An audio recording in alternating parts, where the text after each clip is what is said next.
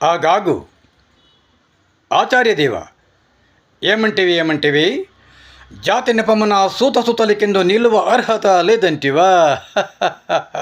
ఎంత మాట, ఎంత మాట!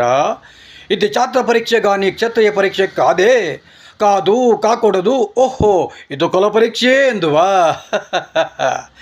నీ తండ్రి భరద్వాజని జననమెట్టిది, అతి జుగుప్సాకరమైన నీ సంభవం ఎట్టిది, మట్టి కుండముల పుట్టిదివి కదా. నీది ఏ కులము?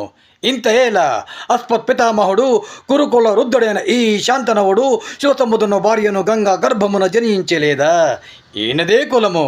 నాతో చెప్పితవేమయ్యా?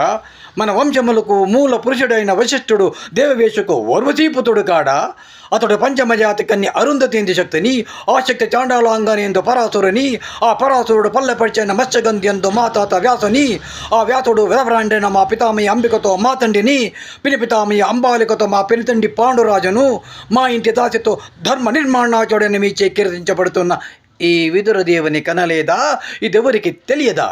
సందర్భావసరములను బట్టి చక్రవ్య ప్రాధాన్యముతో సంకరమైన మా కురు వంశము ఈనాడు కులహీనమైనది కాగా నేడు కులము కులముని వ్యర్థవాదమెందులకు.